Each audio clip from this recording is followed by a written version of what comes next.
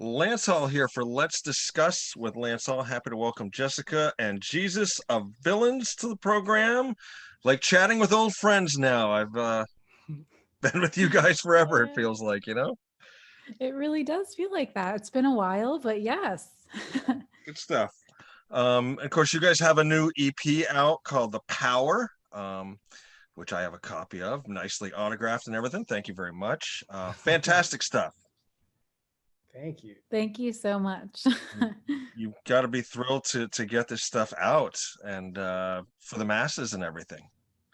Oh, we really are. I mean, we've we wrote these songs maybe like 4 or 5 years ago now. It's so I've been playing them live, well, before pre-pandemic, we were playing them live a whole Yeah. lot. So we're so happy to get them into the world. Yeah. Now, were you able to record? Was the recording done during the pandemic, before it? How did that all go about? It was sort of it was a combination of things. We had some of the framework for the songs sort of worked out in Ableton Live, where we have live tracks and things that we use. So we sort of had the framework of them, but then when we went to make this record, we really wanted to, I don't know, pay a little more homage to like our hard rock metal roots. And we're like, well, we want this to, be a little more live. So sort of a combination of, we had some of the stuff laid out. We're doing a lot of recording at our place. And then we had Gunnar Olsen play some drums for Sure. us remotely, which was cool. And we've played shows with his band Mother Feather before. So there was sort of some fam there. And so we sort of had a vibe for each other, but that was during the pandemic, so that was remotely, and but it all worked. So there was some passing stuff back and forth, and but in the end, we're super stoked. And then we had Josh Velo, who also mixed Gunnar's band Mother Feathers stuff, and Chris Garinger mastered it, and so all that was done remotely. But it was really great. We were able to take our time. There was obviously not a rush. We weren't doing any shows or anything. Yep. And we're just really stoked to really show more of the rock side of Villins.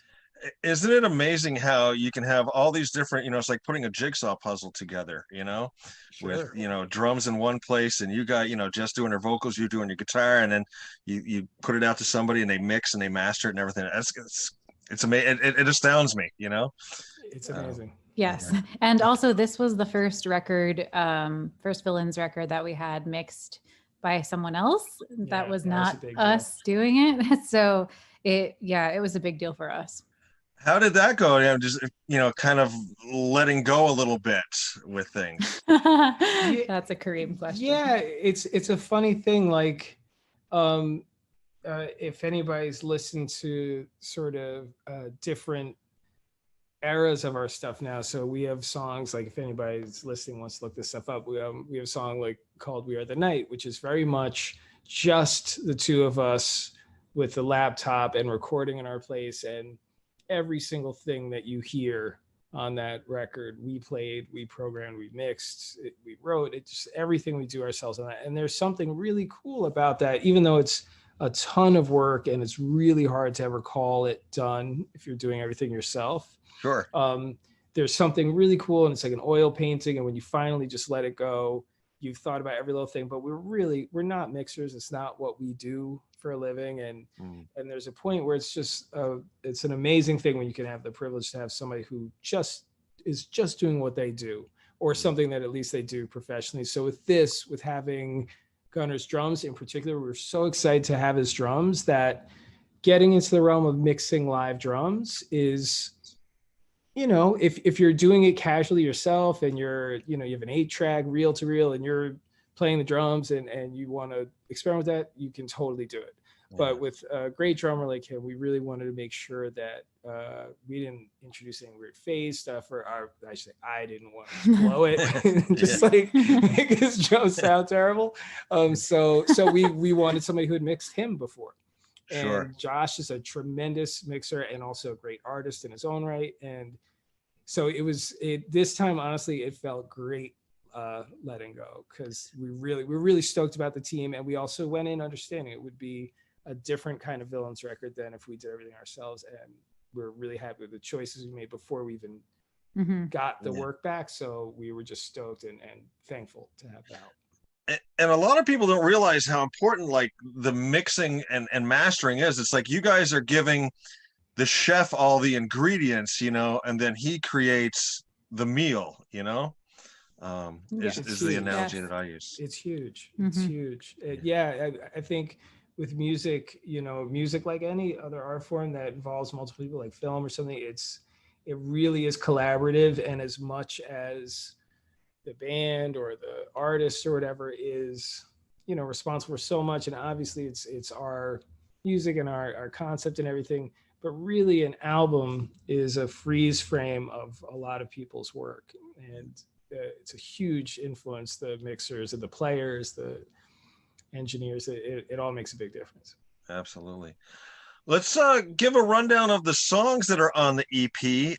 Opens up with Light Giver. Great tune. I love the video for this song that just came out.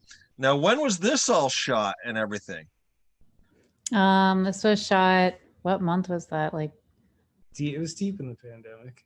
It wasn't. Yes, it was in the pandemic. September, maybe September. Yeah, late September. Yeah. Where was all that outside footage taken? It was at this very weird remote spot in Jersey, in New Jersey. At this like Van Wyck Castle. Yeah. What was it called? I think it was the Van Wyck. Van Wyck Castle. Yeah. Huh. I don't know if that's the same Van Wyck as the Van Wyck Expressway. I was going to say, it's not where that Cropsey place was, that mental hospital, you know? I had a friend who made a documentary about Cropsey. Oh, really? I've seen a couple. Other story. Yeah. Huh. Oh. I take it you didn't know that, Jess. I did not. No, I did not know that. I actually scored some of the music for that. There's another. Really? Yes, I did. Oh, wow. I don't remember. I'll have to watch that. That's cool. Cropsey, but yeah, there's some, me and Shelby Gaines, and myself. Cool. Did some music for Cropsey, I think. That's a weird, always freaky learning story. New things. Yeah. Okay. Yeah. Sorry. So this castle thing, I mean, is there any kind of history with that at all that you know of? Not history with the castle with us, but like there was certain imagery that, like certain Gothic imagery that we were hoping to touch upon in the song. So thought that worked out kind of well. And we should also say that it was Dylan Mars Greenberg shot it, and he had the idea for that location. Yes. And we can say too, when with the castle shots, we sort of unashamedly, we wanted to tip our hat a little bit to the imagery of like classic 80s metal videos, like Dio Holy Diver, like exterior Gothic shots. We didn't do the whole fur pelt wardrobe. No, we didn't go with all of that, but we wanted a little of that Dio. Just a little touch. You didn't quite go into Man of War territory there, you know? No. Right. We only went as far as Dio. Yeah.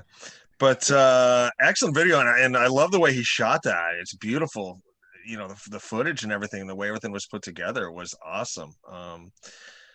Really good stuff. Tell us a little bit about the song Light Giver.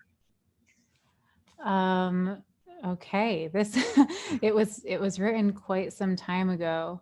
And I remember coming up with the pre-chorus when I was sitting down at the piano, that I get scared of myself when I'm with you, right? And then I immediately called Kareem at the time and I said, I have this fantastic idea, goes like this. And I played it on the piano. And I think you came back with, what about for the hook, calling it Light Giver? And I was like, wow, that's amazing, because it just wrapped everything together so nicely.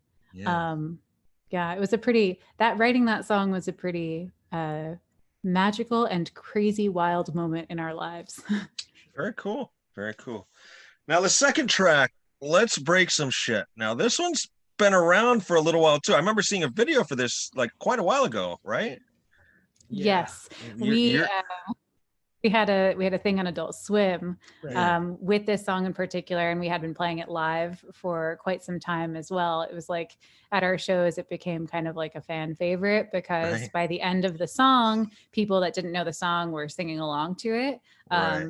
So, and it got the whole room dancing, and it was just a very cool moment for us with this song. So yeah, with this one, we're so happy to have it out into the world now. And then also too, we had to make some choices about how, both when we did Adult Swim and making the record, in our live show, Let's Break Some Shit is really part of a really long part of our show. It's like a 10-minute section in our show that is just sort of, it just goes through all these breaks and interludes, and it's just really gratuitous, like, and we're just really just bugging out, just having fun for a while. It's a really extended part. So we wanted to try to get an aspect of that on the record, but also keep it kind of like tight, like Greg. So that little bit of the intro there is from the live show, but we also didn't put the whole live thing, because it's just pretty long.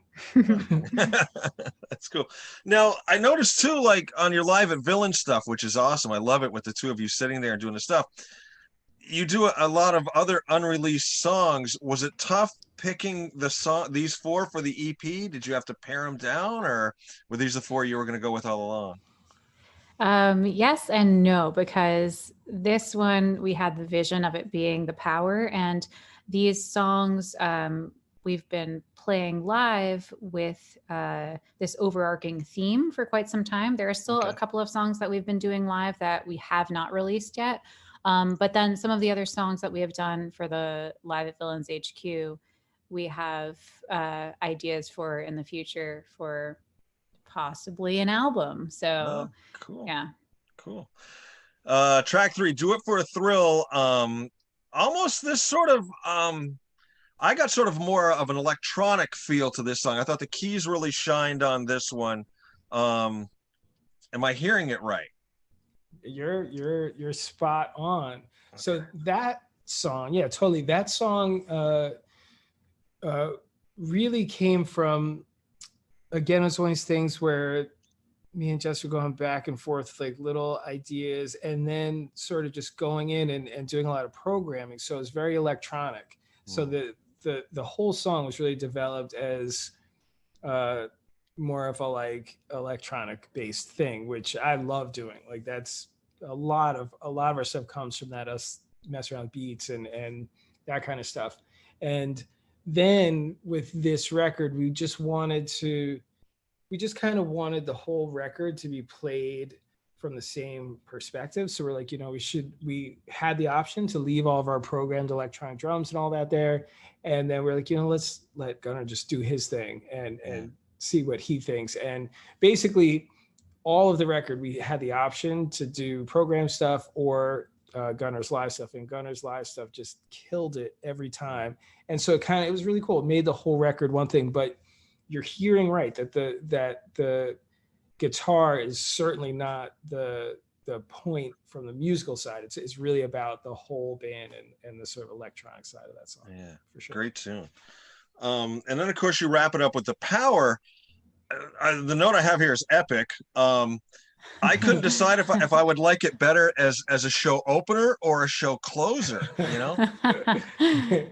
Well, we actually wrote this as a show closer for when we were playing the McKittrick Hotel, and we had a residency there for a while. We built this part into our show that kind of like tied the whole show together.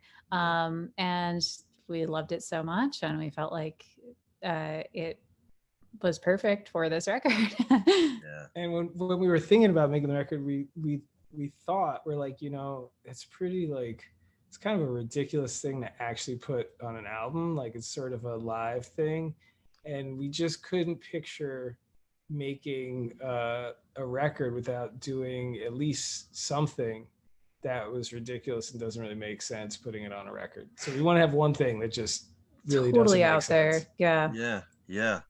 Yeah, it's got a lot of different parts in it and everything, and once you get it really winding up there towards the end, that's when I was like, shit, this is awesome. Yes, that is amazing to hear. Yes. We've been we've had this stuff under wraps for so long, and when we were working on finishing everything, we'd be just in our places, man, and it's really just, I can't even tell you how cool it is for us to talk about this. Yeah, like, right?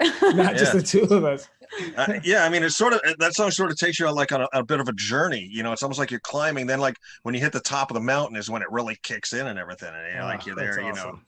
Like what is it, Rocky 4? And he's yes, that's awesome. No, that's awesome, and that kind of like the over the topness of it is, I mean, it's intended. We laugh sometimes. We feel like there's so many people out there that are perfectly capable at being like cool and disaffected and all of that. Mm-hmm. And we just like to sometimes fully geek out and just do some ridiculous shit that we think is cool, even if it's just ridiculous. Totally over the top. And it is ridiculous. Mm-hmm. Like there will be some people who will be like, are you serious? Yeah, and it's a pretty silly way to end the record. We love it. It's cool. I wanted to talk about another tune that I found. It's not on the EP. I found it on Spotify. I couldn't even find it like on YouTube or anything, but I did find it on Spotify. Was Crime. Cool. I love this tune. If I was still DJing high school dances, I would play this tune every freaking night. That's awesome. Kareem, I thought your guitar line, particularly like in the first bit of it, was sort of a Blondie Rapture kind of vibe. And I'll toss this out to you, Jess, purely as a compliment. When you come in with that kind of breathy vocal, you almost sound like Blondie, Cool, it's got a real Blondie Rapture kind of tint to it. Mm-hmm. Yeah, we love it. that's we had some fun doing, we're always into a lot of different sounds and music, and we really don't feel held back from doing different sounds or whatever. And that song was again a song where we had been playing regular shows at the McKittrick, and we were looking just for a type of group. We're like, we just want to party a little longer. We want, so sometimes we'll write songs, or at least when we have a song idea and it could go one way or another, we'll push it in a direction that helps us live, or just something we're craving. So that song was kind of like that. We were craving that groove. Also, strangely enough, we had been watching Barbarella, and the great tyrant in the movie. She has this awesome accent. And I think in a part of the movie, she goes, crime, like that. And I was like, oh, I love that so much. She has like the black hair with the bangs. And I was like, oh, that's so Villins. So I thought that was a really good idea. I'll have to go back and I watched that movie once, like a long, long time ago. So I'll have to check it out again. You guys' live show is so awesome with all the lasers and stuff. And I don't know if you remember this, Jess, when you guys first came out with The Mask, I sent you a picture of Paul Stanley. I'm like, that's Paul's original makok, Oh, right. I remember that. Yeah. I didn't even know that. Yeah. Until you sent that to me. Yeah. So, and there's so much choreography and everything in it. And you both sort of come from that background, obviously Kareem, you with Lady Gaga, Jess with some of the stuff that you've done. How do you keep all those lasers lit all the time? It's a lot of charging them up and being prepared, which is sometimes hard for us. Yeah. There's a lot of and we do everything ourselves. We don't have anyone handing stuff to us or anything like that. So everything that happens in our show is all sort of planned, so it all works pretty seamlessly. Like we'll write if we need 15 seconds to change this piece, or a certain amount of time to do it. We write all that time in, so we try to. It's part of the fun of it. It's making it all sort of seamless, even though we're huffing and puffing and scrambling to put something on, and you only have 2 more seconds. There's been a couple of times where the shoulder pad jacket that I have, I couldn't find the hole for the arm, so I just only wore the one arm, and then I had my real arm It's hanging like- out, like and then the other actual jacket arm was also hanging on the side. I was like, this looks ridiculous. It's like the you Harry know. Shearer spinal tap moment where he doesn't make it back into the pod. He just throws up the horns. Like, yeah, I'm supposed to happen. That's awesome. On his arm. He took it out. Yeah. Yeah. Throw out a hello Cleveland, you know? Yes. So in addition to doing all your music programming, everything, you guys are working on your live shows, all the choreography and everything, which takes time as well. So you must be just live, eat, breathe this 24/7. That and surfing. Just about, yes. And also, we Yeah. also surf. Yeah. So, Right. yeah, this and that. But yes, I mean, also though, since we haven't played live in quite some time, I mean, it's been a while. Like once we get back into it, and we're gonna have to revisit all of this stuff. Yep. You say you're probably gonna have a little ring rust. Yeah. But there's a lot of muscle memory with all that stuff. Yeah. Sure. I kind of want to go back and forth. I sort of tried to go back a little further with the two of you on past stuff, which I've never really talked to you two about in any type of detail. So I'll start with Jess. We talked about this briefly in a very early interview. The MTV Copycat episode that you're on. You do a Lady Gaga song, and ironically, you end up with the guitarist from Lady Gaga. Yeah, I mean, what were you gonna say? Has the irony of that ever struck you? You know? Yes, yeah, majorly. But at that time in my life, I was picturing my life to be a certain thing, and at the time I was a huge fan of the Monster Ball tour, like watching the HBO special, the Monster Ball tour. I was a very big fan of it. And I was like, wow, just the fact that, she was able to make something like that was just so amazing to me. And I really, I was a big fan, and I got really into it. And then it was just like, I remember seeing Kareem on the HBO special and thinking to myself, like, wow, he's just like the best guitar player in the world right now. And like, God, like, I need somebody like that in my life, Yeah. And it was really very magical, the way that things kind of rolled out for me. The years following after that happened, yeah, I mean, here we are. but just like, when the old band and how he produced the Stay Wild record, and just the way we came together through that. And then a little bit past that time, how we started writing all of the music that came out this past week. So yeah, it was definitely a very universal, magical feeling, and still is. How about your take on all that, Kareem?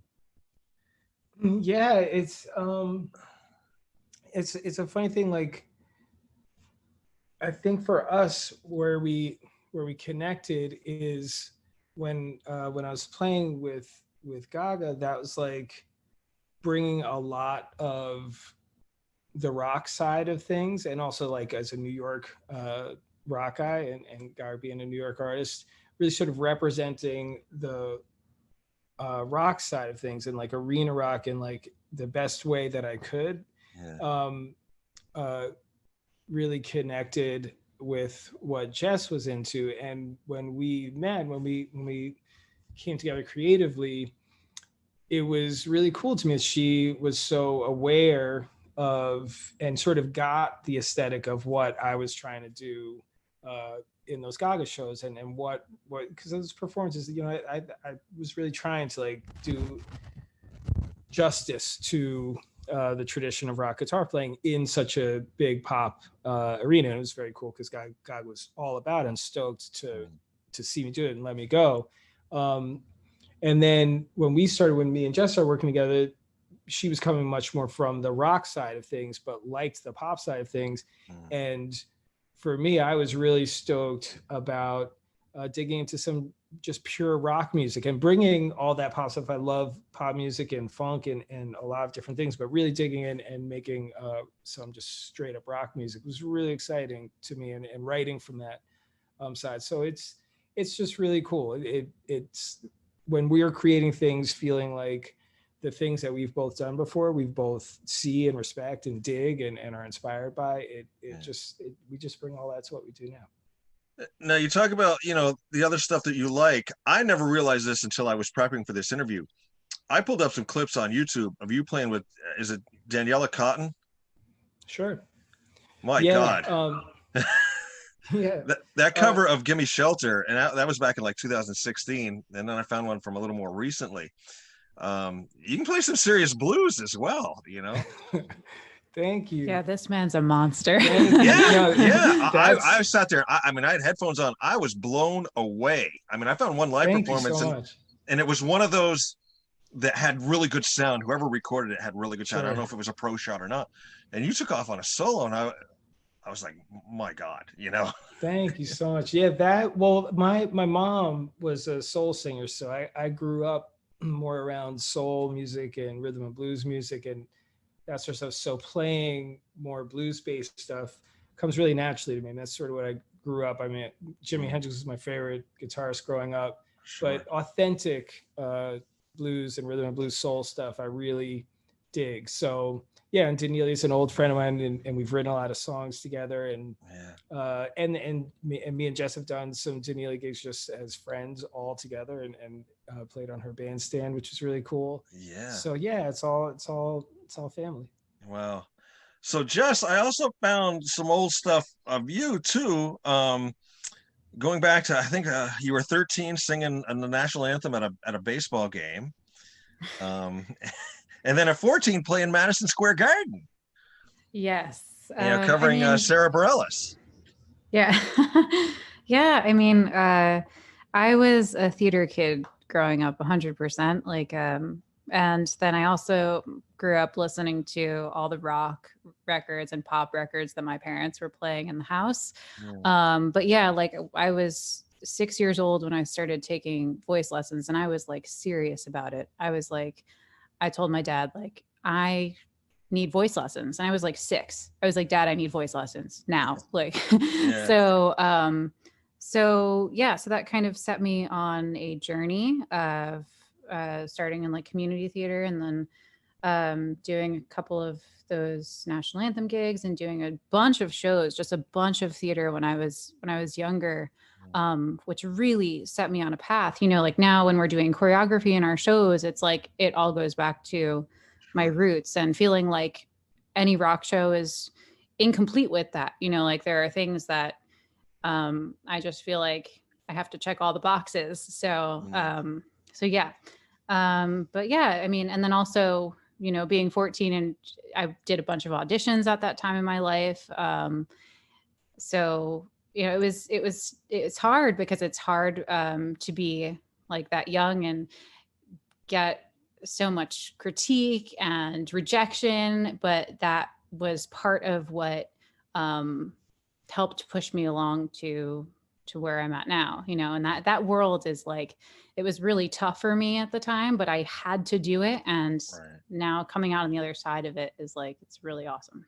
So was there ever, you're talking having vocal lessons at age 6, was there ever a plan B, or or this is what you knew you wanted to do? There really wasn't. And family would always we would go to Christmas parties, swear to God. And my dad would be Jess is into singing, and people would rip me apart. She can't do that. You guys are crazy. You guys are telling her that she's going to be a star, and she's 6 years old. You're completely nuts. What are you doing to this child? And, I kid you not. And I would be wow, I'm 6, 7, 8. This happened at family events constantly. So yeah, it was interesting, and just the whole time just having this focus on where I wanted to go. This is my journey, Right. So yeah. Gave you a little bit of motivation, Yes. Wow. Yeah. And it made me even more serious, and got me even more motivated to be this is my life. Yeah, definitely, definitely. Oh wow, that's amazing. Um, to bounce back to Kareem now, I found a couple of clips of you talking about some of the jam camps you've done, and teaching, particularly young, let's go back to young people again, the essence of guitar and music theory and, reading music and stuff like that. Have you had anyone that you've taught that has moved on to another level with it? That That's a good question. Honestly, I haven't really been teaching quite long enough to get to that point yet. Yeah. But I do have a couple of students that it looks good. You just see it. You see the one of my students. I'm not gonna shout them out, but one of my students reminds me a bit of me when I was their age, and just is always asking the right questions and is sort of always a step ahead of me with like digging into new music. And no, I haven't really been consistently teaching long enough to have anybody get to that other place, but I have a couple of students I would not at all be surprised to see. And that's got to be a thrill to know, you're playing a little bit of a role in it all. It's got to be awesome. Awesome.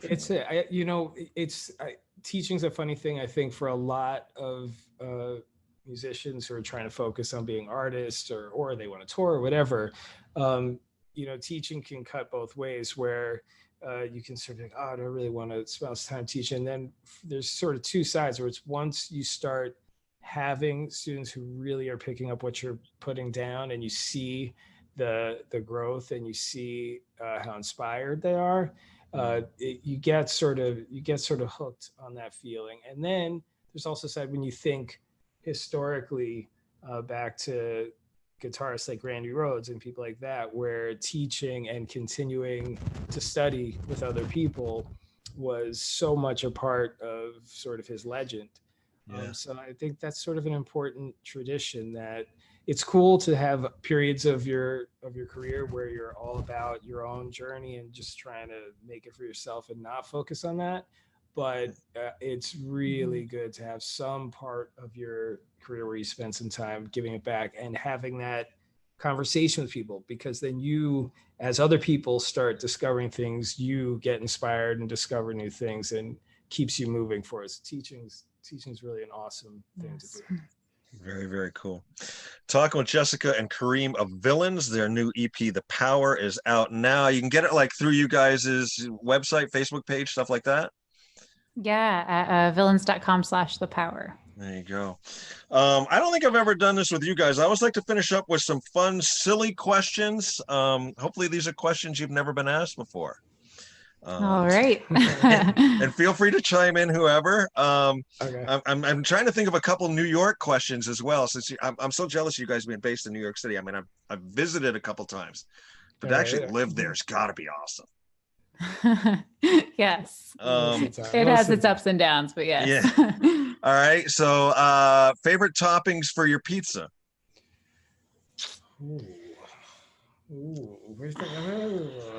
That's a hard question. we're pretty classic, straight up cheese pizza. Yeah, Really? but I mean, we do the Sicilian sometimes. Yeah. Yep. Okay. I mean, remember that one time we went to the Carluccio's though? Did you get toppings though? I didn't get just plain cheese. I got plain cheese. I got like multiple plain cheese. Oh. We did the grandma slice. Okay, sorry. Yeah. Cheese. All right, I'm gonna stick with food for one more. Best place to get the Coney Island hot dog? That's a tough one, because we're both veg. So yeah. Oh, okay. But we would say, what's our spot in Cape May? We do have a spot in South Jersey. Tommy's Hot Dogs. Tommy's Hot Dogs. Yeah, they do. May, they do New Jersey. vegetarian hot yes. dogs. Yeah, that's what we're gonna say. Okay. Let's see. Maybe more of a Kareem question. I don't know, but Jess, I wouldn't be surprised either. Favorite old school wrestler? This is a Kareem question. That's well, I don't know. Do you go Andre the Giant? Maybe you have to go Andre the Giant. Okay. Yeah. Can't go wrong with Andre, Nope.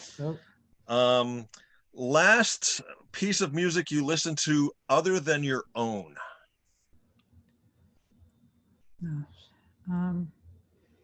I could chime in on that. There, yeah, go for it. Lately I've been obsessing on the band Idols, which I just randomly discovered, and now I've been listening to all 3 of their records. So I've been listening to the Idols record, Ultra Mono. Huh? Is this a new band or an old band? I've never heard of them. They are out of the UK, out of Bristol, I believe, and they've been around since like 2010. But yeah, they've got 3 full lengths, and I just dig the shit out of them. Huh? I'll have to check it out. Cool. And I've been listening to She's So Unusual, the Cyndi Lauper record. Okay. I don't know why. I just started listening to that again. So. Yeah, classic. Given your choice of household chores, dishes or laundry? Dishes. 100% dishes. I hate doing laundry. Yeah. Really? Every time? I really dislike it because we live in an apartment building, so you have to go downstairs to do the laundry, and it's just the idea of it is just like I can't even handle it. So dishes. Okay. Okay. All right. What clothing style that is out of fashion now would you like to see come back? You know what? So I don't know what. No. I think we're having the same idea, but I doubt it. Okay. So there's a sort of an 80s thing, sort of a surf culture thing, which is I knew you were gonna say that. Paint. Yeah. It's a painter's cap. Oh, but but it has the 2 neck flaps on the back. Yes, I had one of those. I'm talking about. Yes. Yeah, I'd like to see that. Like a checker. I want like an Ocean Pacific painter cap with the flaps on it. Oh God. I had one of those years ago. I think I ended up throwing it away or selling it at yard sale or something. I'll tell you how old it was. It was a Sun Country coolers when Sun Country wine coolers first came out. Goodness, yeah. One of the reps gave me one, and I wore it forever. Yeah, it was yellow. I remember that. Oh my God. Yep. Okay. Now you have to dig one else up on eBay. How about you, Jess? That's so funny. Trying to think. See, I thought Kareem was going to talk about his Birdwells, which are. Well, those are timeless. I know they're timeless, yeah, but it's like a lot of people don't wear like men's bathing suits. A lot of them are quite long. Right. So Kareem's been wearing these Birdwells that they're just a touch shorter for surfing purposes. Sure. I like them. Like I kind of wish that would come back. Yeah. Okay. That could come back. Yeah. If you could go back in time and have your mom fix one of your favorite meals from your childhood, what would you have her fix? Raviolis, 100%. Cheese raviolis. Yeah, my mom and her Italian pasta game was on point and still is on point. But to be a kid though and to be like, Mom, I want some raviolis. Yes. Yeah. How about you, Kareem? I think it would be hard. It would be hard to top that. But my mom's mac and cheese was more of a holiday thing where you got the big macaroni and cheese casserole. It was pretty serious. Cool. Yeah, it would be that. If you could pick a television show to have one of the songs from The Power placed in, what show would you pick?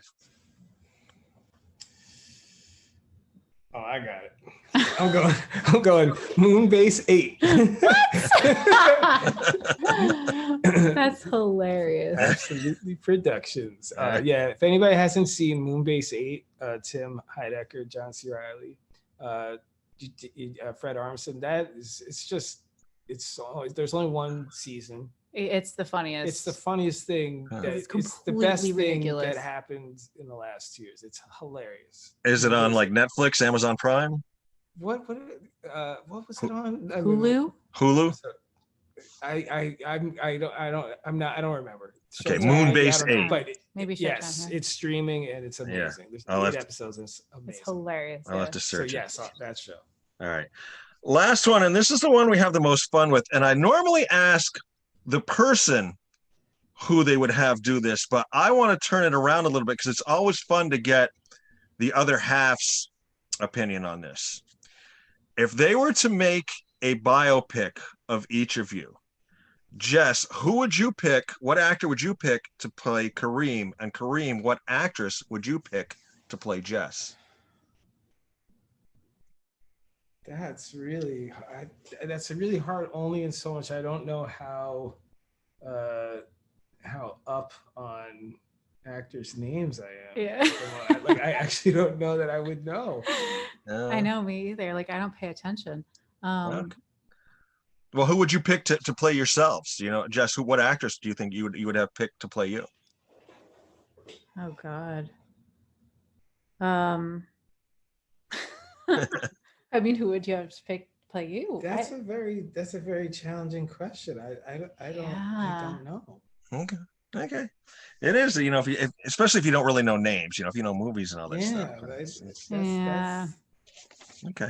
We might have to get back to you on I'll that give you a one. pass on that one. So okay. All right. But we'll have that for you next time.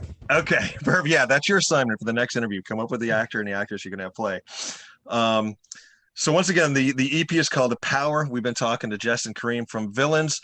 Everything's still sort of in limbo now. What's plans for you two going into the future? Is there another video shot for any of the songs? Anything opened up down there enough to be able to play any shows? What's going on? We're hoping to do another video for another one of these songs on the record. So, yes. Yeah. As far as shows go, we're still pretty. It's still a little early for all that. So we're still waiting it out a bit. Yeah. In the meantime, you're still writing, playing, creating every day. Sure. yes, and can't help but Yeah. brainstorm What's next? is coming next. Yeah. Right. It's what you do, so Mhm. very cool. Kareem, Jess, thank you very much for your time this evening. I have had a blast as always talking with you two, and hopefully we'll do it again soon. Yeah, Thank sounds you. great. Thanks so much for having us. Thanks, Lance. You're welcome. Take care.